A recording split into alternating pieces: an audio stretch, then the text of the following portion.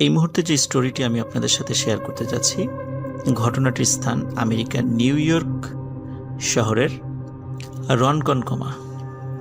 এই রনকনকমাতে একটি জায়গা রয়েছে, সেই জায়গাটির নাম হচ্ছে হানিসাকল পন্ড। একটি পুকুরের নামে বিশাল একটি পার্কের নামকরণ করা হয়েছে।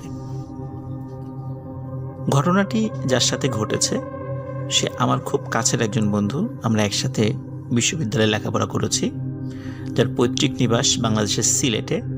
ওর নাম হচ্ছে রোহান শাহ,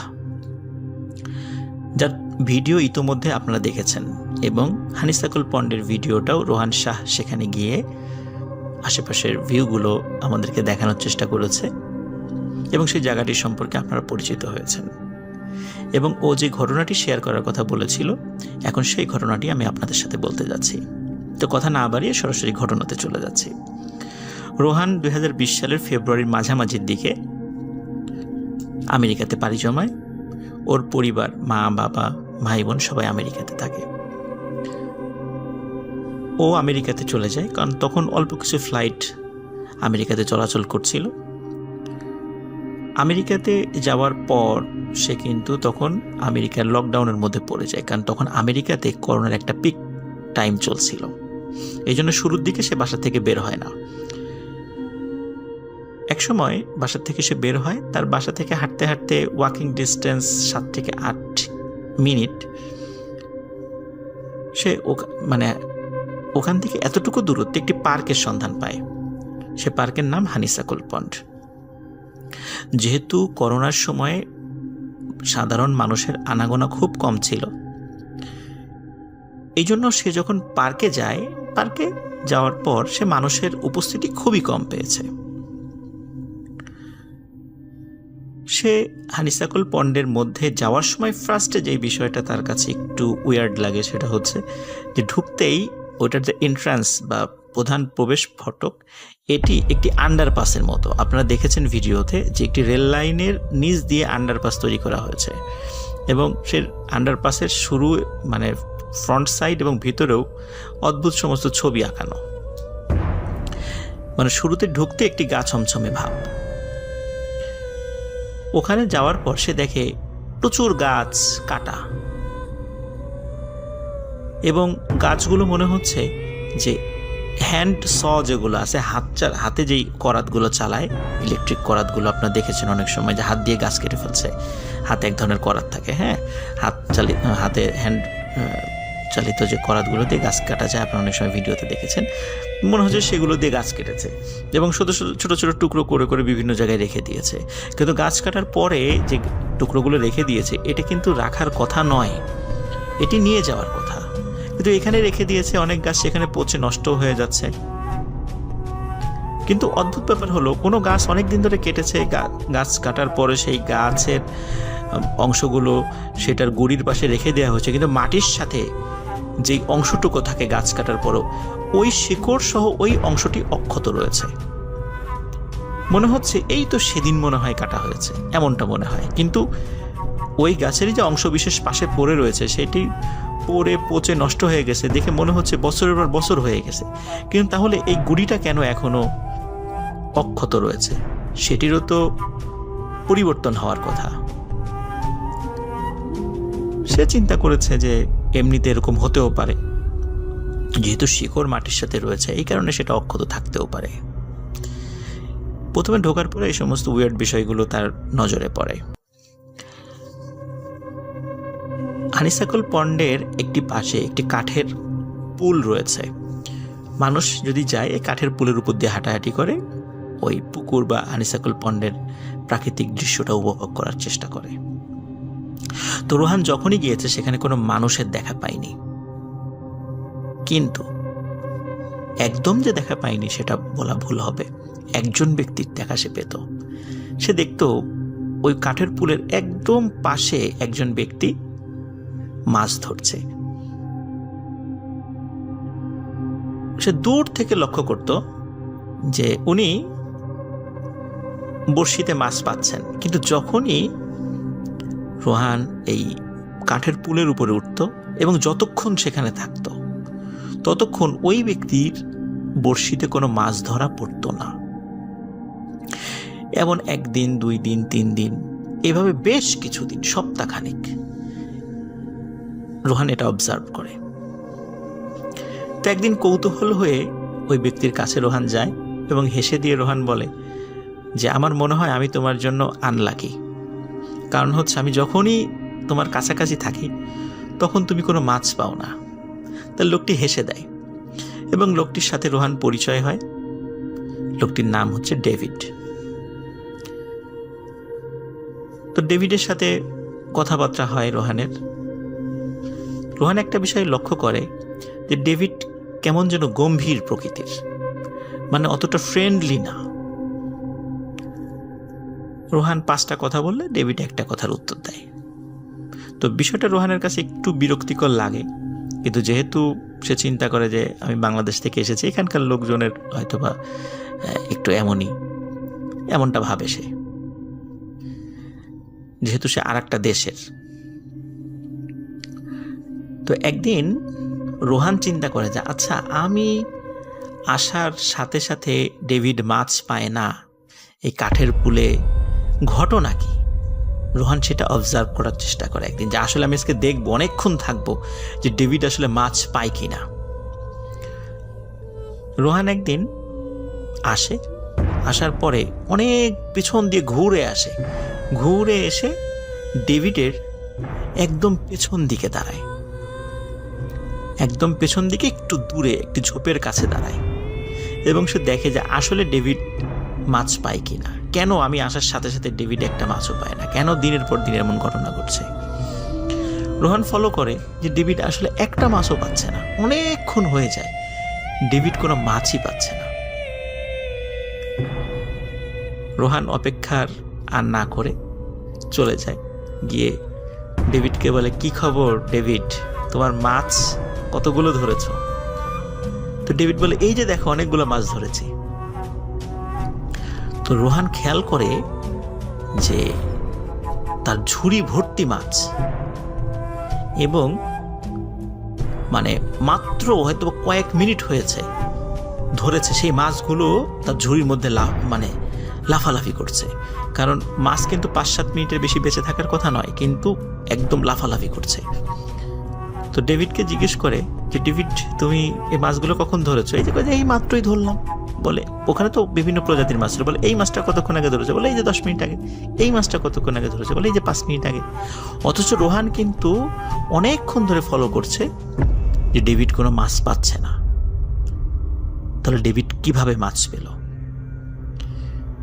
রোহানের কাছে বিষয়টা খুবই রহস্যজনক লাগে, মনে হয় একটা রহস্যময় ব্যাপার। কিন্তু ডেভিডকে তখন কিছু বলে না। ডেভিড রোহানকে চমকে দিয়ে বলে, রোহান, আজকে সন্ধ্যার পর আমার বিয়ে, তোমাকে থাকতেই হবে। তো রোহান খুব খুশি হয় যে ডেভিড তাকে দাওয়াত করেছে। রোহান বলে অবশ্যই থাকবো। তো কোথায় যেতে হবে? বলে তোমাকে কোথাও যেতে হবে না, তুমি ঠিক এই কাঠের পুলের উপরেই সন্ধ্যার পরে আমার জন্য ওয়েট করবে, আমি এসে তোমাকে নিয়ে যাব। রোহান বলে ওকে। ওই সময় ডেভিডকে বলে, তাহলে তোমার ফোন নাম্বারটা দাও, আমি ফোনে তোমার সাথে কন্ট্যাক্ট করব। তো ডেভিড বলে, আমি তো কোনো মোবাইল ফোন ব্যবহার করি না, তুমি এখানে থেকো, আমি এসে তোমাকে নিয়ে যাব। তো রোহান চিন্তা করে, এই যুগেও কেউ ফোন ব্যবহার করে না, এমন হয় নাকি? তারপরেও হতে পারে। এই জন্য রোহান আর বেশি কথা বলে না, বলে আচ্ছা ঠিক আছে, আমি সন্ধ্যার পরে এখানে থাকবো। রোহান বাসায় চলে যায়। বাসায় যাওয়ার পরে বাসার লোকদেরকে বলে যে তার একটা বিয়ের দাওয়াত আছে। বাসা থেকে জিজ্ঞেস করে যে কোথায় দাওয়াত। তখন রোহান কিছু বলতে পারে না, বলে আমার এক বন্ধু, সে আমাকে নিয়ে যাবে। যেহেতু আমেরিকার সিকিউরিটি অনেক ভালো, এই জন্য বাড়ি থেকে অতটা টেনশন করেনি। রোহান সন্ধ্যার পরপরই পার্কে চলে আসে। এসে ওই পুলের উপরে সে বসেছিল, কখন ডেভিড আসবে তাকে ডেকে নিয়ে যাবে। এদিকে অনেকক্ষণ হয়ে যায়, ডেভিডের কোনো খবর নাই। তো রোহান দেখে যে সন্ধ্যার পর এসেছে, প্রায় 2 থেকে 2.5 ঘন্টা পার হয়ে যায়, ডেভিডের কোনো খবর নাই। রোহান চিন্তা করে বিয়ের ব্যস্ততায় ডেভিড হয়তোবা তার কথা ভুলেই গেছে।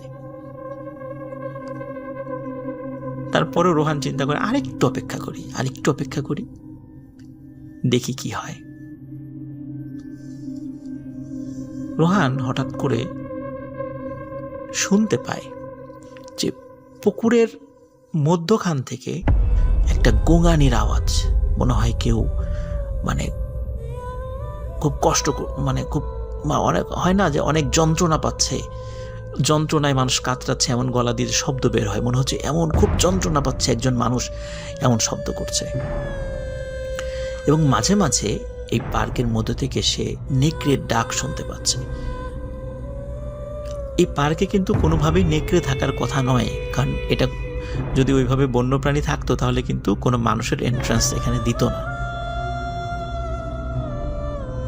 রোহান আস্তে আস্তে ভয় পেতে থাকে এবং যখন চিন্তা করে যে এখন আমাকে দৌড় দিতে হবে, খুব ভয় পাচ্ছিল। মনে হচ্ছে আস্তে আস্তে নেকড়ের ডাকগুলো তার কাছে চলে আসছে এবং সেই গোঙানির আওয়াজটাও আস্তে আস্তে আস্তে আস্তে রোহানের কাছে আসতে থাকে।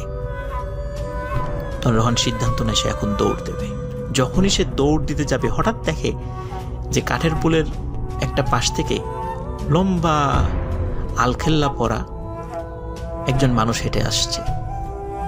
তো রোহান একটু সাহস পায় যে হয়তো একজন মানুষ এখানে আসছে, কিন্তু এরপরে চিন্তা করে এত সন্ধ্যার সময় এখন কে আসবে। রোহান ভাবে আসতেও পারে কেউ।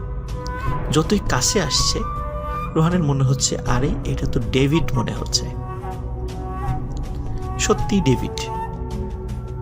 কিন্তু এ কি, ডেভিডের পরনে এটা কি? কালো রঙের একটা আলখেল্লা পরা। রোহান খুব অবাক হয়। রোহান ডেভিডকে বলে, ডেভিড তুমি কালো রঙের আলখেল্লা পরেছো কেন? বিয়েতে কি কেউ কালো রঙের আলখেল্লা পরে? ডেভিড গম্ভীর শব্দে জানায়, এটি আমাদের পারিবারিক ঐতিহ্য, আমরা কালো রঙের আলখেল্লা পরেই বিভিন্ন প্রোগ্রামে অ্যাটেন্ড করি। লিসেনার, একটা বিষয় বলে নেওয়া ভালো যে আমরা যারা খ্রিস্টিয়ানদের বিবাহ বা অন্ত্যেষ্টি ক্রিয়ার অনুষ্ঠান দেখেছি, আমরা দেখেছি যে পাদ্রির, চার্চ থেকে শুরু করে যারা এই অনুষ্ঠানে যুক্ত হয়, অন্ত্যেষ্টি ক্রিয়াতে শেষকৃত্য অনুষ্ঠানে কালো রঙের ড্রেস পরে, আর উৎসবের অনুষ্ঠানগুলোতে সাদা রঙের আলখেল্লা পরে গির্জার যে পুরোহিত যারা আছেন, এবং অন্যান্যরাও ইচ্ছামতো ড্রেস পরে আসার চেষ্টা করে, স্পেশালি সাদা রঙের ড্রেস। তো অনুষ্ঠানে এরকম গির্জার পুরোহিতের মতো কালো রঙের আলখেল্লা পরা দেখে রোহানের মনে একটু সন্দেহ জাগে। কিন্তু সে চিন্তা করে যে আমেরিকাতে বহু দেশের মানুষ আছে, অনেক কালচারের মানুষ আছে, হয়তো বা হতেও পারে এমন কিছু। তো রোহান বলে ঠিক আছে চলো যাই। কোথায় যেতে হবে? বলে যে এইখানেই আমার বিয়ে। রোহান অবাক হয়, এইখানে বিয়ে মানে এখানে বিয়ের জায়গা কোথায়? বলে চলো আমার সাথে, আমি নিয়ে যাচ্ছি। তো রোহান মনে করেছে হয়তো বা এইখানে বলতে বুঝিয়েছে যে এই পার্কের পাশেই কোনো কমিউনিটি সেন্টার বা কোনো বাসায় বিয়ের অনুষ্ঠান হবে, বা এই পার্কের পাশেই কোনো চার্চ রয়েছে, মানে গির্জা রয়েছে, সেখানে বিয়ের অনুষ্ঠান হবে। রোহান ডেভিডের পেছন পেছন হাঁটতে থাকে। রোহান পেছন থেকে ডেভিডকে বিভিন্ন কথা বলতে থাকে। ডেভিড শুধু ইয়েস নো এরকম খালি উত্তর দিতে থাকে, এবং রোহান খেয়াল করে যে কোনোভাবেই সে ডেভিডের সাথে হেঁটে পেরে উঠছে না। স্বাভাবিকভাবে আমরা জানি, এরকম গল্প অনেক সময় শুনেছি যে প্যারানর্মাল কোনো বিষয়ের সাথে হেঁটে পারা যায় না, যতই জোরে হাঁটি না কেন তার পিছনে থাকতে হয়। কিন্তু ওই সময় আসলে রোহানের এই সেন্সগুলো কোনো কিছু কাজ করছিল না। রোহান ডেভিডের পিছনে হাঁটতে থাকে। কিছুক্ষণ হাঁটার পরেই সামনে একটি ছোট্ট ডোবার মতো পড়ে। তখন ডেভিড করে কি, ডোবার মধ্যে নেমে যায়। তখন রোহান বলে, আরে ডেভিড তুমি কি করো? তুমি এই ড্রেস পরে কেন এই ডোবার মধ্যে নেমে যাচ্ছ? এগুলো ভিজে যাবে তো, আর ডোবার মধ্যে কেন নামছো? তখন ডেভিড বলে, রোহান আসো আমার সাথে আসো। বলে কোথায় যাব? বলে আসো আমার সাথে আসো। রোহান খেয়াল করে ডেভিড আস্তে আস্তে আস্তে আস্তে ওই ডোবার পানিতে ডুবে যাচ্ছে এবং রোহানকে ডাকতে থাকে। রোহান খুব অবাক হয়, কি ব্যাপার, এমন কেন হচ্ছে? এদিকে ডেভিড রোহানের দিকে হাত বাড়িয়ে দেয় এবং কেন যেন মনে হচ্ছিল যে ডেভিডের হাতটা স্বাভাবিক থেকেও বেশ লম্বা, এবং হাত দিয়ে ডাকতে থাকে যে রোহান আসো আসো আমার কাছে আসো। এবং আস্তে আস্তে ডেভিড ওই ডোবার মধ্যে তলিয়ে যেতে থাকে। তখন রোহান বুঝতে পারে সামথিং ইজ রং, এটা স্বাভাবিক নয়। তখন রোহান উল্টো দিকে ঘুরে ঊর্ধ্বশ্বাসে দৌড় দেয়। দৌড় দিতে গিয়ে রোহান হঠাৎ একটা জিনিস আবিষ্কার করে যে রোহানের সামনে থেকে ট্রেন আসছে। রোহান বলে ট্রেন, সে চিন্তা করে যে আমি মনে হয় ট্রেনের লাইনের উপরে চলে এসেছি, এখনই দুর্ঘটনা ঘটবে। তো রোহান কিং কর্তব্য বিমূঢ় হয়ে পড়ে যে এখন আর বাঁচার কোনো আশা নাই, আমি ট্রেনের সামনে চলে এসেছি, আর ডানে বায়ে সরতে পারবো না। কিন্তু রোহানের একটাবারের জন্য মাথায় আসে নাই যে ট্রেন লাইনটা কিন্তু অনেক দূরে, সে এইখানে ট্রেন কোথা থেকে দেখবে? ট্রেন লাইনটা আরও পাশে, অনেক দূরে বলতে আরও পাশে, পার্কের একদম ভেতরে কিন্তু ট্রেনের লাইন না, কিন্তু রোহান কিন্তু তখন পার্কের মধ্যে অবস্থান করছে। ট্রেন লাইনটা কিন্তু ইতোমধ্যে আপনারা দেখেছেন রিসেন্টের ভিডিওতে। তো রোহান দেখে ট্রেন আসছে, ট্রেনের আলো তার মুখে পড়ছে। তো প্রচণ্ড আলোর ঝলকানিতে রোহান সেন্সলেস হয়ে পড়ে। রোহান জানে না কতক্ষণ সে সেন্সলেস হয়েছিল। যখন সেন্স ফেরে তখন রোহান দেখে যে এই পার্কের মধ্যে অসংখ্য মানুষ, সবাই বেশ লম্বা লম্বা, কালো আলখেল্লা পরা। রোহান বেশ ভয় পায় এবং একজন ব্যক্তিকে একটু সাহস করে ডাক দেয় যে ভাই, বের হওয়ার রাস্তাটা কোন দিকে? যখনই সেই লোকটি রোহানের পেছন দিকে, মানে সে পিছন ফিরে তাকায়, রোহান দেখে যে কালো আলখেল্লা পরার এই মানুষটির মুখে কোনো মাংস নেই, মনে হচ্ছে একটি কঙ্কালের মাথা সেখানে বসিয়ে রাখা। রোহান এই দৃশ্য দেখে ভয়ঙ্কর জোরে এক চিৎকার দেয় এবং সে যেদিকে পারছে দৌড়ানো শুরু করে। দূরে আলোর যেই ল্যাম্পপোস্টগুলো ছিল অনেক দূরে, সেই ল্যাম্পপোস্টকে সামনে রেখে সে দৌড়ানো শুরু করে। কিন্তু সে চিন্তা করে আমি শুধু সোজা যাব, ডানে বায়ে যাব না। কিন্তু সে দৌড়াতে দৌড়াতে আশেপাশে দেখে যে এই যে গাছের যে গুঁড়িগুলো, তারপরে গাছের যে শেকড়ের সাথে যে গুঁড়িটা থাকে, সেখানে এই সমস্ত জায়গার উপরে না অসংখ্য লোক বসা, সবার পরনে কিন্তু একই রঙের ড্রেস, কালো আলখেল্লা। তো রোহান এগুলো দেখছে এবং প্রচণ্ড ভয় পাচ্ছে এবং জোরে জোরে আয়াতুল কুরসি, সূরা ফাতিহা, চারকুল এগুলো পড়তে পড়তে দৌড়াচ্ছে। হঠাৎ করে দুজন ব্যক্তির সাথে রোহানের ধাক্কা লাগে। দুজন ব্যক্তির হাতে টর্চ ছিল এবং রোহান খুব ভয় পেয়েছিল। দুজন ব্যক্তি জিজ্ঞেস করে, who are you, what's your name? তখন রোহান বলে যে প্লিজ সেভ মি, মানে আমাকে বাঁচান। তখন তারা বলে কি হয়েছে? বলে যে সব ঘটনা খুলে বলে। তখন ওই দুইজন লোক অবাক হয় যে তুমি কি এই হানিসাকুল পন্ড সম্পর্কে কিছুই জানো না? রোহান বলে না তো। বলে যে এটা তো একটা হন্টেড জায়গা, এখানে দিনের বেলাতেই মানুষ খুবই কম আসে, এখন প্যান্ডেমিক সিচুয়েশন, তুমি কেন এখানে এসেছ? তখন রোহান বলে যে আমাকে ডেভিড নামক একজন ব্যক্তি এখানে বিয়ের দাওয়াত দিয়েছে যে সে আমাকে নিয়ে যাবে। তখন ওই পার্ক রেঞ্জারদের কাছে, সেখানে পার্কের তত্ত্বাবধায়কদেরকে পার্ক রেঞ্জার বলে, পার্ক রেঞ্জারের কাছে রোহান শুনতে পায় যে এই জায়গাতে কোনো গাছ সরকারিভাবে লাগানোও হয় না, সরকারিভাবে কোনো গাছ কাটাও হয় না, কিন্তু অসংখ্য গাছ কাটা পড়ে আছে। তারা বলে যে দেখো যে গাছগুলো কাটা পড়ে আছে, এগুলো কিন্তু আমরা কেউ কাটি না, কে যে কাটে তা আমরা জানি না। গাছ কাটার পর এখান থেকে কেউ কোনো গাছের অংশ কেউ নিয়েও যায় না, এখানেই থাকে। কে কাটে, কিভাবে কাটে, আমরা কেউ বলতে পারবো না। তবে এতটুকু বলতে পারি যে এই জায়গাতে সুপার ন্যাচারাল স্পিরিট বা জিন সম্প্রদায়ের লোকেরা এইখানে তাদের ব্যাপক আনাগোনা রয়েছে। তারা তাদের বিভিন্ন শেষকৃত্য বা তাদের মধ্যে কেউ মারা গেলে বা তাদের মধ্যে কোনো অনুষ্ঠান হলে তারা এখানে আসে। এই গাছের গুঁড়িগুলো দেখছো, এগুলোর উপর তারা বসে, এগুলো সব হচ্ছে তাদের বসবার স্থান। আমরা চাকরি করি, এই জন্য আমরা এক পাশে ডিউটি করি, যেহেতু এখানে কোনো লোক ভুলেও আসে না, এই জন্য আমাদের দায়িত্বও কম। কিন্তু তুমি এখানে এসেছো, তোমার ভাগ্য ভালো যে তুমি জান নিয়ে ফিরেছ। আর কখনো এখানে রাতের বেলা এসো না, দিনের বেলা এসো, কিন্তু রাতের বেলা কখনো আসবে না। তো রোহান সেখান থেকে ফিরে আসে রোহান এখনও মাঝে মাঝে হানিস্তাকল পন্ডে যায়, আবার ডেভিডের সাথে যদি তার দেখা হয়ে যায়, কিন্তু এরপরে ডেভিডের সাথে রোহানের আর কখনো দেখা হয়নি। লিসেনার, এটি ছিল ঘটনা। আশা করি সবার ভালো লেগেছে। ধন্যবাদ।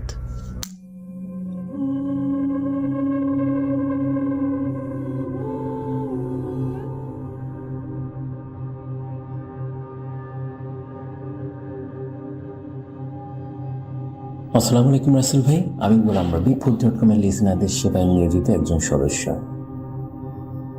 অনেকদিন ধরে ঘটনা পাঠানো হয় না, কিছুটা ব্যস্ততার কারণে। আমি কন্টেন্ট মেকিং এবং অফিসিয়াল কাজ নিয়ে একটু বেশি বিজি থাকি, তাই এই সময়টা হয়ে ওঠে না। কন্টেন্ট মেকিং বলতে ফুড.com-এর কন্টেন্ট। আজ একটু সময় পেলাম, তাই রেকর্ডিংটা করে ফেললাম। আসলে নয়েজ ফ্রি পরিবেশ এটাও একটা কারণ। যাই হোক, কথা না বাড়িয়ে চলে যাচ্ছি ঘটনায়। ঘটনাটি বগুড়া জেলার কোনো এক গ্রামে, আজ থেকে 15-20 বছর আগের। এটা শেয়ার করেছে আমার বন্ধু ইয়াসিন। ঘটনাটি ঘটেছিল ওর সাথেই। ও এমনিতে ঢাকা থাকতো, তো বাড়িতে মাঝে মাঝে ছুটির সময় যেত। একটা বট গাছ ছিল ওদের বাড়ি থেকে কিছু দূরে। ওই গাছটিকে ঘিরে রয়েছে অনেক লোককথা, বাস্তব অভিজ্ঞতাও কারো কম নয়। গাছটির পাশে ছিল একটা বড় বিল, যেখানে প্রচুর মাছ পাওয়া যেত তখনকার সময়ে। ইয়াসিন একদিন ওই বিলে বড়শি পেতেছিল। গ্রামে একরকম বড়শি আছে না, যে পানিতে ফেলে রেখে সুতার গিট দিয়ে আবার সেই সুতার সাথে বড়শি যোগ করা হয়, এইরকম বড়শি। তো সন্ধ্যার দিকে ওই বড়শি ফেলে ওর চাচাতো ভাই সাইফুলকে নিয়ে এরপরে বাড়িতে ফিরে যায়। এরপর সন্ধ্যা পার হয়ে রাত হয়। রাতে ইয়াসিনের হঠাৎ ঘুম ভেঙে যায় দরজায় কড়া নাড়ার শব্দে। দরজা খুলে ইয়াসিন দেখলো সাইফুল একটু দূরে দাঁড়িয়ে আছে। ইয়াসিন অনুভব করলো বাইরে অনেক আলো, তো ভাবলো সকাল হয়ে গেছে। মনে পড়লো বড়শি পাতা আছে, আজকে অনেক মাছ পাওয়া যাবে। খুব এক্সাইটমেন্ট কাজ করলো ওর মাঝে। সাইফুলকে বললো, চল সাইফুল, তাড়াতাড়ি যাই। ওরা তাড়াহুড়ো করে ওই বট গাছের দিকে রওনা করলো। কিছু সময় হাঁটার পরে ওই বট গাছের কাছে পৌঁছালো। চারিদিকে কোনো মানুষজন নেই, শুধু ওরা দুইজন। ইয়াসিন মাঝে মধ্যে এটা ওটা প্রশ্ন করে সাইফুলকে, কিন্তু সাইফুল কোনো রেসপন্স করছিল না, শুধু হো হ্যাঁ এই টাইপের অ্যান্সার দিয়ে যাচ্ছিল। তো ওরা বড়শি তুলল। বড়শিতে ভালো মাছও পড়েছিল। ইয়াসিন একটা বিষয়ে বিরক্ত লাগছিল, কারণ সাইফুল ওকে কোনো রকম সাপোর্ট দিচ্ছিল না। তো এক পর্যায়ে রাগ হয়ে ইয়াসিন সাইফুলকে বলে, কিরে তুই হেল্প করছিস না? তুই এরকম তো ছিলি না কোনো সময়, আয় একটু নিচে নাম। কথাগুলো বড়শি তুলতে তুলতে বলল ইয়াসিন। কোনো রেসপন্স নেই। এবার যে বট গাছের নিচে দাঁড়িয়েছিল সেখানে তাকালো, কাউকে দেখতে পেল। কয়েকবার সাইফুল সাইফুল বলে ডাকলো, কিন্তু কোনো সাড়া নেই। ইয়াসিন ফিল করলো ওর গায়ের কাছ থেকে কেমন যেন একটা ঠান্ডা বাতাস বইল। ওর গা কাটা দিক। ওর আবার সাহস ছিল ভালোই। এবার বাড়ির উদ্দেশ্যে রওনা করলো, কারণ সবকিছু কেমন অস্বাভাবিক লাগতেছে। যত বাড়ির কাছাকাছি আগাচ্ছিল ততই আলো কমে আসতেছে। ঘরের দরজায় কড়া নাড়ছিল ইয়াসিন, কিন্তু কেউ খুলছে না। এবার একটু জোরে ডাকতেছিল, মা মা করে, আর কড়া নাড়তেছিল। মা দরজা খুললো চোখ মুছতে মুছতে। মায়ের হাতে কুপি। মা, তুমি দিনের বেলা কুপি নিয়ে আসছো কেন? আর দরজা খুলতে এত কেন সময় লাগে তোমার? সিনের মুখের দিকে ফ্যাল ফ্যাল করে তাকিয়েছে। কি হয়েছে তোর বাবা? এত রাতে কই গিয়েছিলি? কি বলো পাগলের মতো, রাত কই দেখলা? আমি ওই রাস্তার কাছে যে বট গাছ আছে ওইখানে বড়শি পেতেছিলাম, মাছ তুলতে গিয়েছিলাম। তুই একটু পিছনে তাকাতো বাবা। বাবা তুই ঠিক আছিস তো? ইয়াসিনের মাথায় বাজ পড়ল। এসব কি বলছো মা? চারিদিকে অন্ধকার, এখন রাত। তাড়াহুড়ো করে ঘরের মধ্যে ঢুকলে ইয়াসিন, আর দ্রুত দরজা বন্ধ করে দিল। ইয়াসিন দেয়াল ঘড়ির দিকে তাকালো। 2টা। মা, এটা কি রাত 2টা? মা হাসূচক সম্মতি দিল। ওর মনে হলো যেন ঘুরে পড়ে যায়। এত কিছু করে বাইরে থেকে আসছে, কত দূরে গিয়েছিল, কোনো আলো ছাড়া, অথচ বাইরে এখন ঘুটঘুটে অন্ধকার। আর তখন ওর কাছে মনে হচ্ছিল কোনো আলোর সমস্যা নেই, সব কিছু ঠিক আছে। মাছের ঝুড়িটা কি করছে তার কোনো হুঁশ নেই। মা, আমাকে ধরো, আমি বিছানায় যাব। মা ওকে বিছানা পর্যন্ত নিয়ে যায়, মাথায় বালিশ দিয়ে দেয়। প্রচণ্ড জ্বর আসে, সাথে সাথে শরীর কাঁপতে থাকে। ও মাকে জিজ্ঞাসা করে, মা, আমি যে বের হয়েছি তুমি দেখোনি? আমার সাথে সাইফুলও গিয়েছিল, ও কোথায় চলে গেছে জানি না। কিন্তু কেমন যেন মা আমার প্রশ্নের রেসপন্স করছিল না। মা ওকে চুপ করে ঘুমিয়ে যাওয়ার জন্য বলে ঘুমা, সকালে দেখা যাবে। ওর মায়েরও প্রচণ্ড ভয় করতে থাকে, কারণ সে জানে ইয়াসিনের দাদার ঘটনা। প্রায় 30-40 বছর আগে ওর দাদা গিয়েছিল ওই বটগাছের ওখানে কেউ দিনে বা রাতে গেলে কোনো সমস্যা হয় না, কিন্তু কেউ যদি গাছের ডাল ভাঙে তাহলেই সর্বনাশ।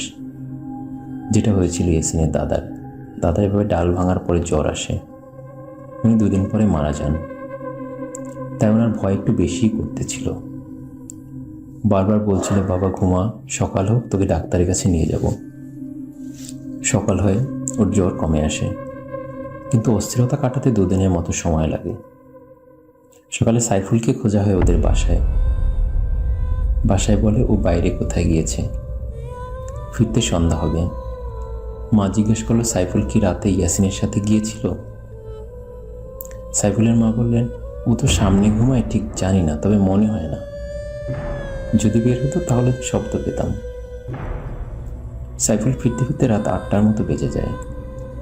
সাইফুলের মা ইয়াসিনের মা যে খুঁজেছিল সেটা ওকে জানায়। ও তখন ইয়াসিনের বাসায় আসে। মা জানতে চাইল ও কই গিয়েছিল, একসাথে গেল, কিন্তু ওকে রেখে কেন চলে আসলো? সাইফুল তো মাথায় কাজ করছে না। কি বলছেন চাচি? আমি ওর সাথে যাব আর ওকে ফেলে আসবো, এটা কোনো কথা? আমি তো রাতে কোথাও যাইনি, আমাকে তো ডাকার কথা ছিল সকালে, কিন্তু ডাকেনি।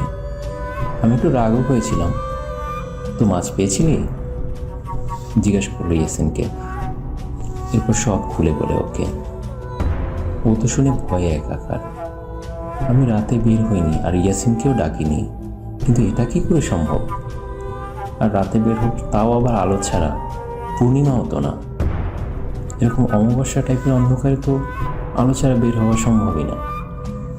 ইয়াসিনের দাদার মতো আরও একজন লোক মারা যায় ওই গাছের ডাল ভাঙার কারণে। ভূত.com টিম কোনো এক সময় ওই গাছের ছবি আপনাদেরকে শেয়ার করবে। গাছটার বয়স অনেক, 200 বছরের বেশি হবে। ওখানে মারা যাওয়ার ঘটনা কম থাকলেও ভৌতিক ঘটনা প্রায়ই ঘটে বলে জানা যায়। তো এই ছিল আমার ঘটনা। জানি না আপনাদের কাছে কেমন লেগেছে। সকল লিসেনারকে ভূত.com এর পক্ষ থেকে অসংখ্য ভালোবাসা।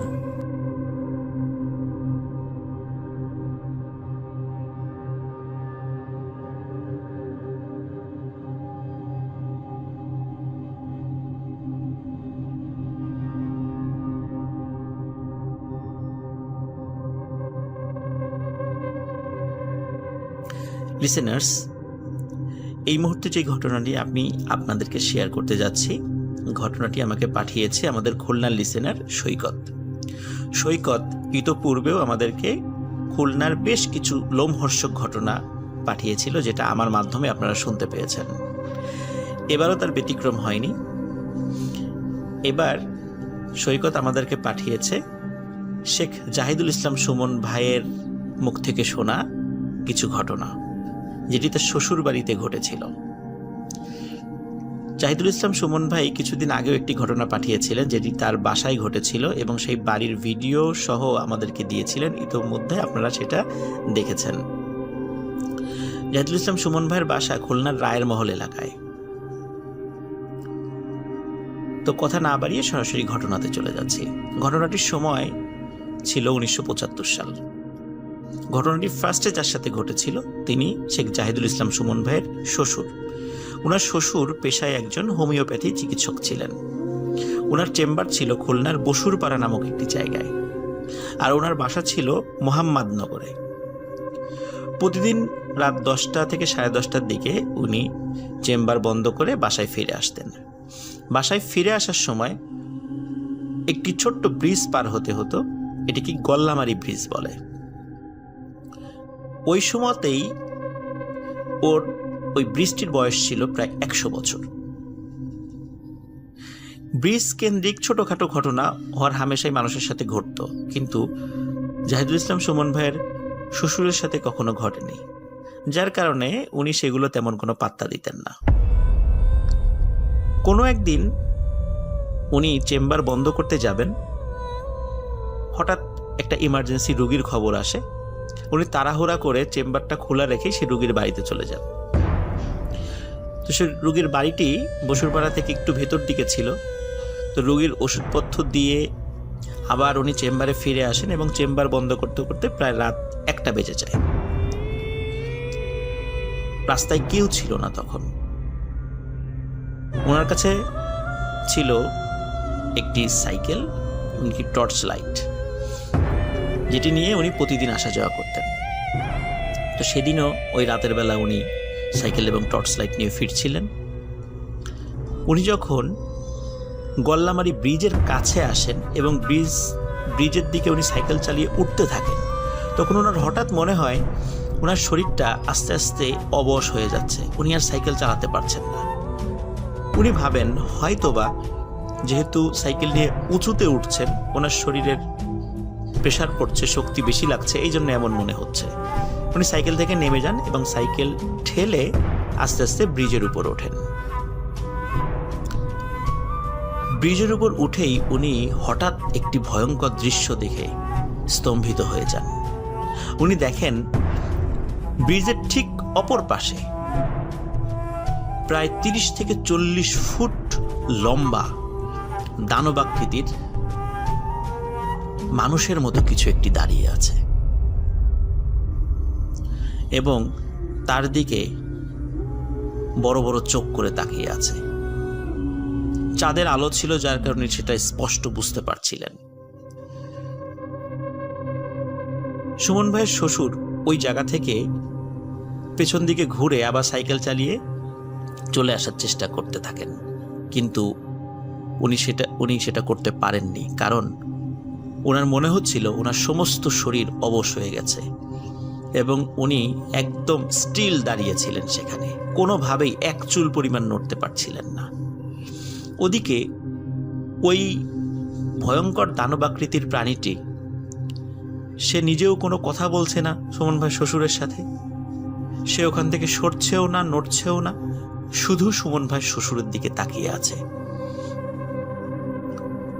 বেশ খানিকক্ষণ পর সুমন ভাইয়ের শ্বশুর সেন্সলেস হয়ে যান।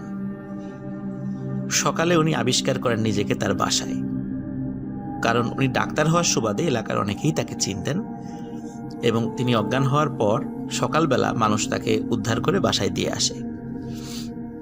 এই ঘটনার পরে উনি দীর্ঘদিন অসুস্থ ছিলেন, অনেক ডাক্তার কবিরাজ দেখিয়েছিলেন, সুস্থ হননি। পরবর্তীতে ভালো একজন হুজুরের ঝাড়ফুঁকে উনি সুস্থ হন। এরপরে দীর্ঘদিন ওনার সাথে তেমন কোনো ঘটনা ঘটেনি। লিসেনার, এখন আসি জাহিদুল ইসলাম সুমন ভাইয়ের শ্যালক আলামিন ভাইয়ের ঘটনায়, কারণ এই ঘটনাগুলো একটি আরেকটির সাথে অঙ্গাঙ্গিভাবে জড়িত। আলামিন ভাই খুব সুন্দর বাঁশি বাজান। উনি বাসা থেকে নির্জন জায়গায় বসে বাঁশি বাজাতে পছন্দ করতেন। বাসায় উনি তেমন বাঁশি বাজানোর চেষ্টা করতেন না। রাতের বেলা খাওয়া দাওয়ার পরে উনি নির্জন স্থানে চলে যেতেন এবং ওনার প্রিয় একটি জায়গা ছিল আন্দিরঘাট নামক একটি জায়গায়, যেটি বয়রা এবং রায়ের মহলের মাঝামাঝিতে অবস্থিত। আন্দিরঘাটের পাশেই একটি ছোট পুকুরের মতো আছে এবং পুকুরের ওই পাশেই রয়েছে শ্মশান। ওই জায়গাটা নিরিবিলি হওয়ার কারণে আলামিন ভাই উনি সেখানেই বাঁশি বাজাতে পছন্দ করতেন। ঘটনাটি যখন ঘটে সেটা হচ্ছিল 2005 সালের দিকে। উনি রাতের বেলা বসে বসে বাঁশি বাজাচ্ছিলেন, কিন্তু আসলে ওনার খেয়াল ছিল না ওই দিন ছিল অমাবস্যা। উনি নিজের মনে বাঁশি বাজাচ্ছিলেন, হঠাৎ উনি পানির মধ্যে এক ধরনের খলখল আওয়াজ ওনার কানে ভেসে আসে।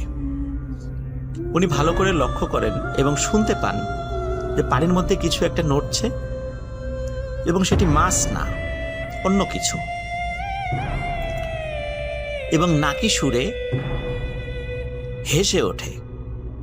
তো সুমন ভাই প্রথমে চিন্তা করে এটা হয়তোবা তার শুনতে ভুল হচ্ছে, কিন্তু পরে ভালো করে খেয়াল করেন না, আসলেই এটি হাসির শব্দ, নাকি সুরে হাসছে। আলামিন ভাই উনি চিন্তা করেন যে এটা কি হতে পারে, কারণ উনি ছিলেন খুব সাহসী। আমি সরি, একটু আগে সুমন ভাই বলে ফেলেছি, আসলে আলামিন ভাই হবে। তো আলামিন ভাই খুব সাহসী ছিলেন। উনি বিভিন্ন জায়গায় রাতের বেলা একা একা বসে বাঁশি বাজাতেন, একা একা চলাফেরা করতেন, কখনো ওনার ভয় লাগে না। কিন্তু ওই দিন ওনার সমস্ত শরীরে একটু ঝাঁকুনি দেয়। ঝাঁকুনি দেওয়ার পরে ওনার শরীরে খুব ঠান্ডা অনুভূত হতে থাকে। উনি সেই দিন খুব ভয় পেয়েছিলেন। উনি আর সেখানে দেরি করেন না, উনি দ্রুত বাঁশি বাজানো বন্ধ করে বাসার দিকে ফিরে আসতে থাকেন।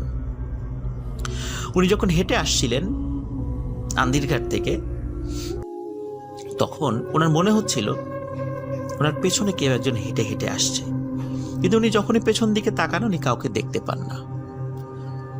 এরকম একাধিকবার যখন মনে হচ্ছে যে পেছনে কেউ আসছে, কিন্তু তাকালে উনি কাউকে দেখতে পাননি। উনি বাড়িতে চলে আসেন। বাড়িতে আসার পরেও যখন উনি বাড়িতে ঢোকেন, ওনার মন স্পষ্ট উনি বুঝতে পারেন যে কিছু একটা জিনিস ওনার সাথে হেঁটে হেঁটে এসে ওনার বাড়িতেও ঢুকে পড়ে। উনি দ্রুত গোসল করে শুয়ে পড়েন। এরপরে কিছুদিন তেমন কোনো সমস্যা হয়নি। এই ঘটনার মাসখানেক পরে একটি ঘটনা ঘটে। সেটি আলামিন ভাইয়ের বাবা মানে জাহিদুল ইসলাম সুমন ভাইয়ের শ্বশুরের সাথে। উনি তাহাজ্জুদের নামাজ পড়তেন। তাহাজ্জুদের নামাজ পড়ার জন্য একদিন ওঠেন। ওঠার পর উনি যখন কলপারে যাবেন অজু করার জন্য, তো ওনার রুমের থেকে একটু পাশেই ছিল ওনার শাশুড়ির ঘর, মানে সুমন ভাইয়ের নানি শাশুড়ির ঘর আর কি। ঘরের মধ্যে ডিম লাইট জ্বলছিল। তো হঠাৎ মনে হয় যে ওনার শাশুড়ির খাটের পাশে বসে কেউ একজন ওনার শরীরে হাত বুলাচ্ছে। তো উনি চিন্তা করেন কে এটা। তো উনি আস্তে আস্তে ওই ঘরের জানালার দিকে এগিয়ে যান। এগিয়ে যাওয়ার পর উনি বলেন যে কে। তখন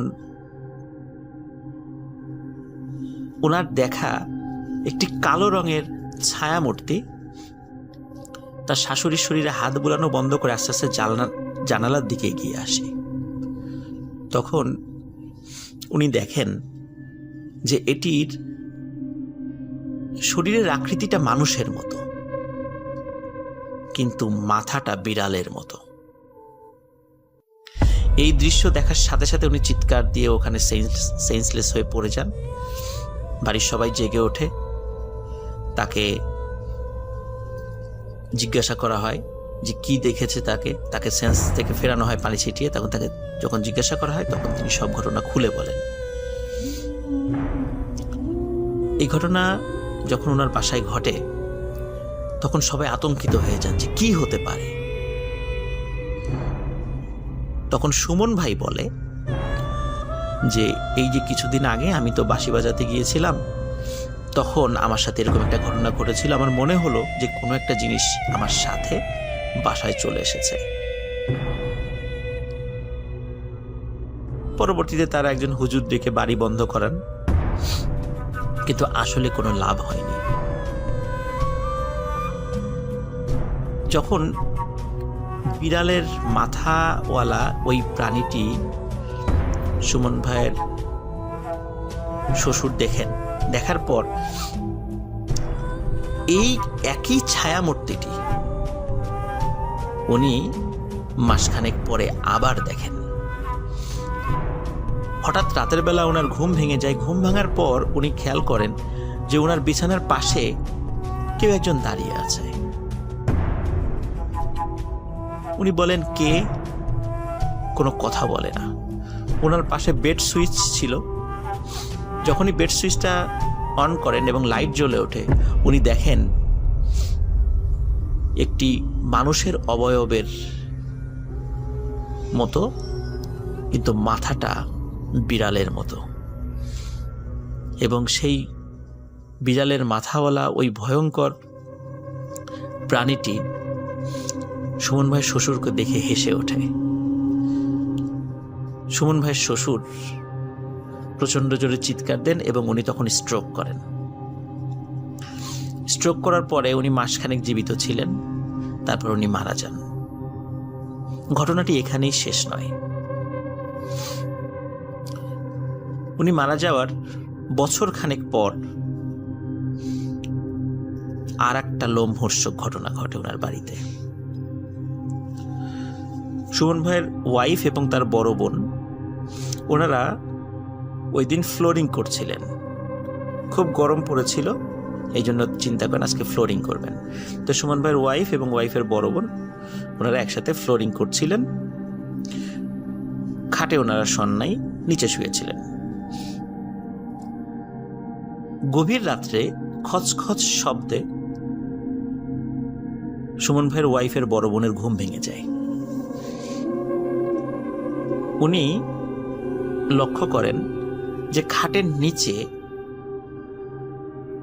লম্বা কালো কি একটা যেন নড়াচড়া করছে। তো উনি চিন্তা করেন যে বিড়াল হবে নাকি, কিন্তু বিড়াল তো এত বড় হওয়ার কথা নয়।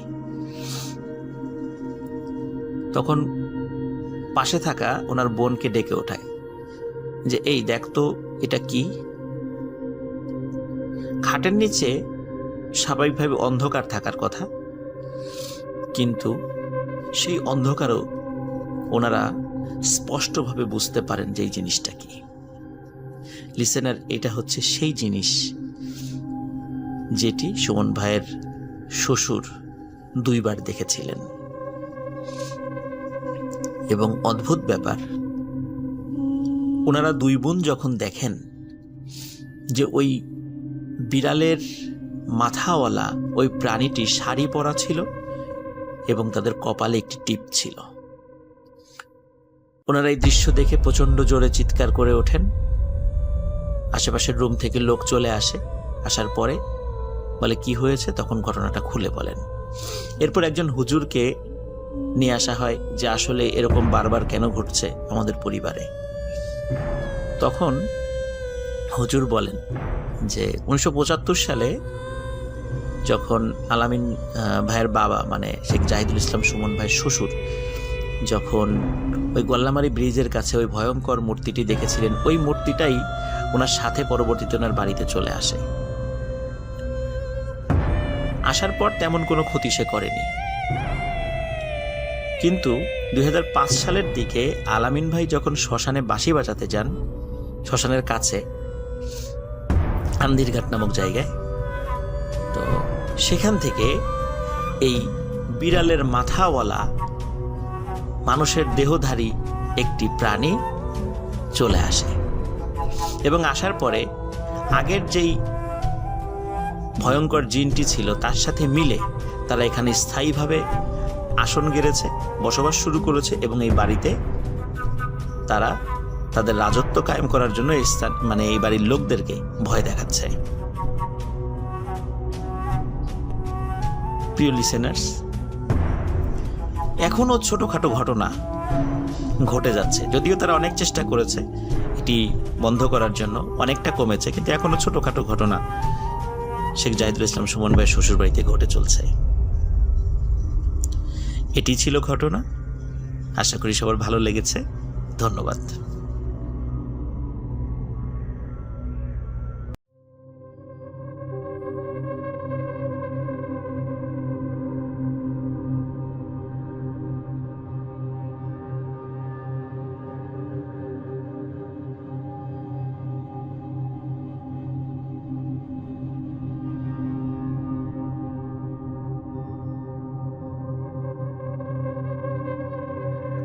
আসসালামু আলাইকুম।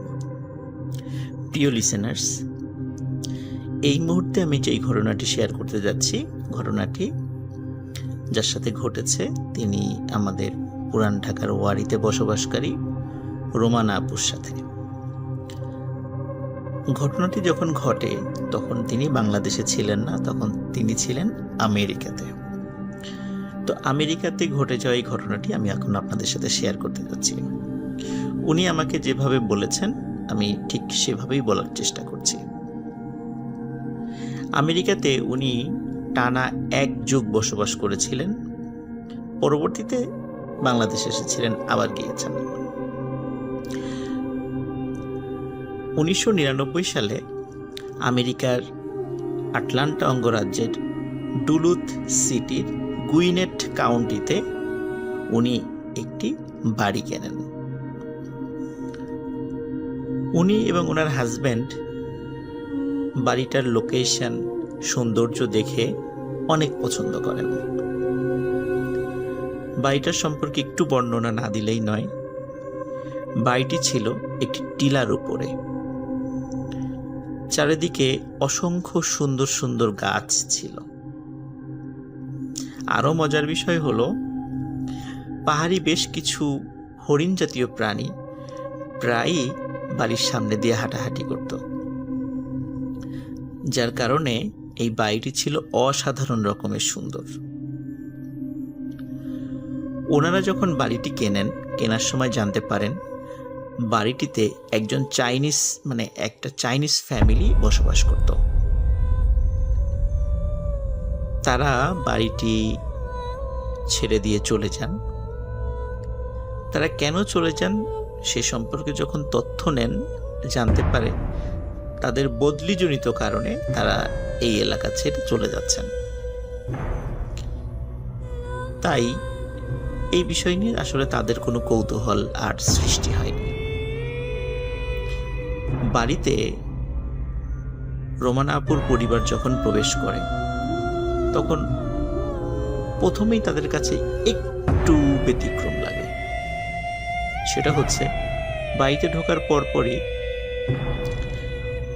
সেই বাড়ির ভেতরকার ইন্টেরিয়র যে কালার এবং অদ্ভুত রকমের এক ধরনের স্মেল পায়, যেটা তারা এই স্মেলটা এবং কালারগুলোর সাথে তারা অতটা পরিচিত ছিল না। যার কারণে স্বাভাবিকভাবেই উনি ওনার হাজব্যান্ডের সাথে পরামর্শ করে ইন্টেরিয়র যে কালার এটা চেঞ্জ করে ফেলেন, যার ফলে আগে এক ধরনের একটা স্মেল বা একটা গন্ধ আসতো সেটাও পরিবর্তিত হয়ে যায়, একদম স্বাভাবিক হয়ে যায়। 1999 সালে ওনারা এই বাড়িটি কেনেন। বাড়িটি কেনার পর একটানা প্রায় 4 বছর কোনো সমস্যা হয়নি, একদম স্বাভাবিক এবং অসাধারণ রকমের সুন্দর বাসা ছিল। উনি, ওনার হাজব্যান্ড এবং ওনার সন্তানরা খুব ভালোভাবেই সেখানে বসবাস করছিলেন। ওনার দ্বিতীয় সন্তান নাম ফারেজ মোহাম্মদ। তার বয়স যখন 1 বছর হয় তখন থেকেই কিছু অদ্ভুত ঘটনা তাদের চোখের সামনে ভেসে ওঠে এবং তারা উপলব্ধি করতে থাকেন। লিসেনার্স, এখন সেই ঘটনাগুলি আমি আপনাদের সামনে উপস্থাপন করতে যাচ্ছি।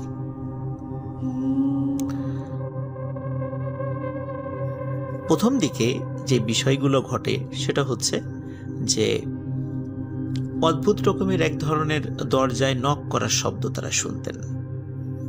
তো এমনই একটি বিষয় রোমানা আপু ফলো করেন, সেটা আমি আপনাদেরকে এখন শোনাতে চাচ্ছি। সেটা হচ্ছে যে রোমানা আপু যেই রুমটাতে থাকতেন তার হাজবেন্ডের সাথে, এটি ছিল দোতলাতে, এবং দোতলাতে রুমটা এমন যে নিচতলাতে মেইন এন্ট্রান্সে যদি কেউ আসে এবং দরজায় নক করে বা কলিং বেল টেপে, তাকে দেখা যায়। দোতলা থেকে জানালা দিয়ে তাকে স্পষ্টভাবে দেখা যায়। একদিন রাতে হঠাৎ করে দরজায় নক করার শব্দ হচ্ছে। রোমানা আপু চিন্তা করলেন যে এত রাত্রে কে নক করে। উনি জানালা দিয়ে উকি দিয়ে দেখেন দরজায় কেউ নেই। উনি অবাক হন, কি ব্যাপার, আমি স্পষ্ট দরজায় নক করার শব্দ শুনছি, এবং শুধু উনি একা শুনছেন না, ওনার হাজবেন্ডও সেটা শুনছেন। তাহলে দরজায় কে নক করছে? কারণ যেই দরজা থেকে নক করার শব্দ আসছে সেটা কিন্তু ওই এন্ট্রান্সের বা প্রবেশের যে দরজা সেটাই ছিল। ওনারা খুবই অবাক হন, কি ব্যাপার, এমনটা কেন হচ্ছে। প্রথম দিন চিন্তা করেছেন এটা হয়তো বা তাদের ভুল হতে পারে। এমন ঘটনা মাঝে মাঝেই ঘটত। আরো অদ্ভুত ব্যাপার হলো, দরজাতে কিন্তু কলিং বেল ছিল, কিন্তু কলিং বেল কখনো কেউ বাজাতো না, শুধু মধ্যরাত্রে এসে দরজায় ঠক ঠক ঠক ঠক শব্দ করত। এই ঘটনা দিয়ে ওই বাড়িতে বিভিন্ন ঘটনার সূত্রপাত হয়। এরপরে চলে যাচ্ছি আরেকটি অদ্ভুত ঘটনায়। একদিন রোমানা আপু এবং ওনার হাজব্যান্ড কোনো কারণে বাইরে গিয়েছিলেন এবং ফিরে আসতে আসতে একটু দেরি হয়ে যায়, রাত হয়ে যায়। তো ওনারা বিশ্রাম নেবেন। রোমানা আপু উনি ফ্রেশ হওয়ার জন্য যখন ওয়াশরুমের দিকে যাচ্ছিলেন, হঠাৎ ওয়াশরুমের পাশের একটি জানালার দিকে তার চোখ পড়ে। উনি দেখেন অদ্ভুত আকৃতির একটি প্রাণীর মাথা সেখানে দেখা যাচ্ছে। এটি যে নির্দিষ্ট কোন প্রাণী উনি বলতে পারছিলেন না। এটি বেড়াল এবং বাঘ, এই দুটো প্রাণীর চেহারার সাথে মিল রয়েছে এমন একটি প্রাণী। এই প্রাণীটি তার দিকে তাকিয়েই খুবই অদ্ভুত শব্দে গর্জন করে ওঠে, এবং এই ধরনের গর্জন উনি আগে কখনো শোনেননি। কোনো বিড়াল বা বাঘের এই ধরনের ডাক হয় না। তো উনি চিন্তা করেছিলেন যে এই ঘটনা কি এই শব্দটা কি আমার একার সাথেই ঘটলো। এই ভয়ঙ্কর শব্দ হওয়ার সাথে সাথে ওনার হাজবেন্ডও দৌড়ে সেখানে চলে আসেন, যে কি ব্যাপার, এরকম শব্দ করলো কে। তখন হঠাৎ করে আর একটা শব্দ ওনারা শুনতে পান, সেটা হচ্ছে কে যেন ওনাদের বাড়ির কার্নিশ বেয়ে ধূপধাপ শব্দ করে নেমে যাচ্ছে। ওনার হাজব্যান্ড টর্চ নিয়ে বাইরে বের হন এবং অদ্ভুত একটি কালো ছায়া দেখতে পান, যেটি অন্ধকারের মধ্যে মিলিয়ে যায়। আবছা আলোতে উনি দেখতে পেয়েছিলেন সেটা। এই ঘটনার পরে ওনারা ধরে নিয়েছিলেন এটা হয়তো বা কোনো প্রাণী হবে, যার কারণে তারা এই ঘটনাটিকে সেভাবে গুরুত্ব দেননি। এবার আসি আরেকটি অদ্ভুত ঘটনায়। রোমানা আপুর 1 বছর বয়সী ছেলে ফারেজ মোহাম্মদ, তাকে যখন খাবার খাওয়ানোর চেষ্টা করতেন, তো উনি খাবার খাওয়ানোর সময় একটি অদ্ভুত ব্যাপার খেয়াল করতেন। সেটি হচ্ছে, খাবার খাওয়ানোর সময় এই ফারেজ মোহাম্মদ ওনার দিকে মনে হতো যে ওনার দিকে তাকিয়ে খুব আনন্দ উচ্ছ্বাস প্রকাশ করছে এবং হাসাহাসি করছে। কিন্তু রোমানা আপু খুব ভালো করে খেয়াল করে দেখতেন, ফারেজ মোহাম্মদ খাওয়ার সময় তার মায়ের দিকে, মানে রোমানা আপুর দিকে আসলে তাকায় না। সে তাকায় রোমানা আপুর পাশে পেছন দিকে। রোমানা আপু লক্ষ্য করেন যে ফারেজ মোহাম্মদ তার পেছনে থাকা কোনো একটি ছায়াকে বা ছায়ামূর্তিকে দেখে সে হাসে, তার সাথে খেলা করে। মনে হচ্ছে যে দূরে তাকে দেখে সে খুব আনন্দ প্রকাশ করছে, খিলখিলিয়ে হাসছে। উনি এটা খুবই অবাক হন যে কি ব্যাপার, আমার দিকে তাকিয়ে হাসছে না, অথচ আমার পেছন দিকে তাকিয়ে হাসছে। উনি কি এটা ঠিক দেখছেন না ভুল দেখছেন? উনি একাধিকবার এই বিষয়টা এক্সপেরিমেন্ট করেছেন কিন্তু বারবারই মনে হয়েছে যে ওনার ছেলে ফারেজ মাহমুদ সে তার পিছন দিকে থাকা কোনো একটি অবয়ব দেখে সে অত্যন্ত খুশি হয় এবং হাসাহাসি করে। একদিন ওনার মেয়ে, মানে রোমানা আপুর মেয়ে, তিনি এসে রোমানা আপুকে বলছেন যে মা, তুমি যখন নামাজ পড়ো, নামাজের সময় আমি তোমার পেছনে একজন দাদুকে দাঁড়িয়ে থাকতে দেখি, বড় আলখেল্লা পরা একজন দাদু। রোমানা আপু বিষয়টা একটু সিরিয়াসলি নেন, যে আসলে এখানে কি হচ্ছে বিষয়টি বোঝার চেষ্টা করেন। উনি এতটুকু বুঝতে পারেন এখানে প্যারানর্মাল কিছু বিষয় তো অবশ্যই হচ্ছে, কিন্তু আসলে একদিকে যেমন ভয়াবহ কিছু বিষয়, আর একদিকে আশা জাগা নিয়ে কিছু বিষয়।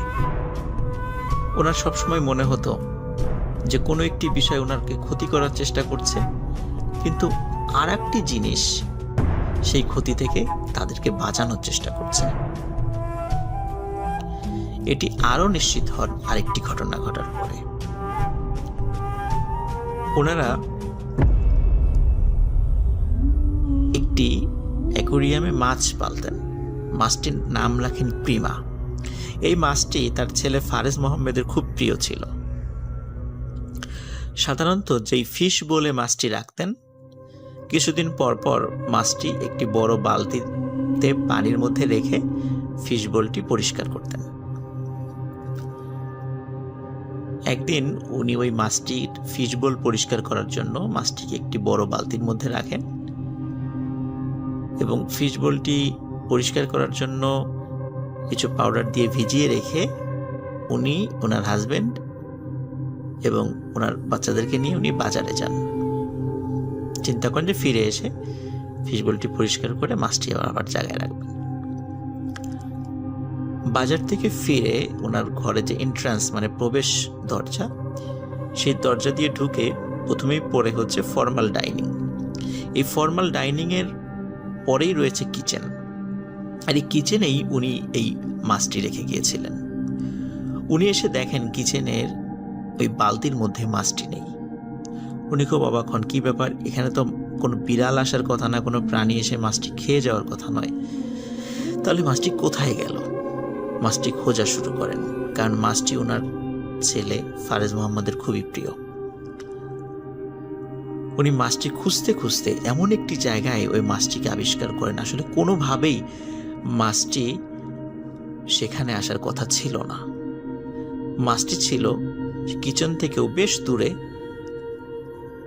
ব্রেকফাস্ট এরিয়াতে, এবং মাছটি লাফিয়েও এত দূর আসার কথা নয়, এবং মাছটি ছিল মৃত অবস্থায়, কারণ বালতি থেকে সে বের হয়ে এসেছে। কিন্তু এর আগেও অনেকবার একই বালতিতে একই পরিমাণ পানি দিয়ে মাছটিকে রেখে যাওয়া হলেও কখনোই মাছটি ওখান থেকে লাফ দিয়ে বের হয়নি। মাছটির মৃত্যুতে বাড়ির সবাই খুব কষ্ট পান এবং সবার মনে প্রশ্ন হতে থাকে, কে মারল এই মাছটি? উনি চিন্তা করেন যে যাই হোক, হয়তোবা কোনো একটা ঘটনা ঘটেছে, হয়তোবা কোনো কারণে লাফ দিয়ে বের হতেও পারে। এই চিন্তা করতে করতে উনি ওনার ঘরের সিঁড়ি দিয়ে দোতলাতে ওনার বেডরুমে দিকে যাওয়া শুরু করেন, এবং যেহেতু বাজার থেকে এসেছেন উনি চিন্তা করেন আমি একটু ফ্রেশ হই। উনি যখনই সিঁড়ি দিয়ে দোতলার বেডরুমের দিকে গিয়েছেন, হঠাৎ উনি দেখেন ওনার দরজার ঠিক সামনে লম্বা কালো একটি ঘন ছায়া দাঁড়িয়ে আছে, যে ছায়াটি ছিল একটি মানুষের আকৃতির। উনি যখনই ওই দরজার সামনে ছায়ামূর্তিটিকে দেখেছেন, জাস্ট কয়েক সেকেন্ডের জন্য মনে হলো ওই ছায়ামূর্তিটি গভীর দৃষ্টি দিয়ে তার দিকে তাকিয়ে আছে, এবং কয়েক সেকেন্ডের মধ্যে ছায়ামূর্তিটি লাফ দিয়ে জানালা থেকে বের হয়ে যায়। উনি সাথে সাথে নিচে চলে আসেন। নিচে এসে পরিবারের সকলকে এই ঘটনাটি খুলে বলেন, যে ছায়ামূর্তিটি সে দেখেছে তখন তারা নিশ্চিত হন এই বাড়িতে আসলে ওনারা একা নন, এই বাড়িতে আরো দুজন আছে, যার একজনের আকৃতি ঘন কালো মেঘের মতো একটি কালো ছায়া, আর একজনের আকৃতি শুভ্রতায় পরিপূর্ণ একটি প্রতিমূর্তি। হয়তোবা ওই বাড়িতে ওনারা যতদিন ছিলেন ওই কালো ছায়ামূর্তির বিপরীতে ওই শুভ্র প্রতিমূর্তিটা লড়াই করে তাদেরকে হেফাজত করেছে। ওনারা ওই বাড়িতে তারপরেও আরো বেশ কিছুদিন ছিলেন।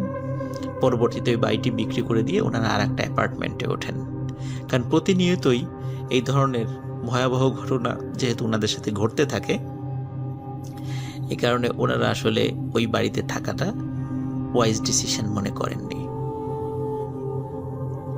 লিসেনার, আপনারা একবার ভাবুন যে আপনার বাড়িতে দরজায় নক করছে, অথচ আপনি জানালা দিয়ে দেখছেন দরজায় কেউ নেই। চাইলে কলিং বেল বাজাতে পারতো, কিন্তু কলিং বেল বাজাচ্ছে না, দরজাতে নক করছে ঠক ঠক ঠক ঠক, কিন্তু আপনি দেখতে পাচ্ছেন ভেতর থেকেই যে দরজায় কেউ নেই। এমনই বিভিন্ন ঘটনার সাক্ষী রোমানা। আমেরিকার আটলান্টার ডুলুথ সিটির গুইনেট কাউন্টিতে থাকা ওনার বাড়ির এই ঘটনাটি ভূত.কমের লিসেনারদের জন্য উনি আমাদের সাথে শেয়ার করেছেন। অসংখ্য ধন্যবাদ রোমানা আপুকে, অসংখ্য ধন্যবাদ লিসেনারদেরকে যারা ধৈর্য ধরে এই ঘটনাটি শুনেছেন। আশা করি সবার ভালো লেগেছে। ভালো থাকবেন, সুস্থ থাকবেন। আসসালামু আলাইকুম।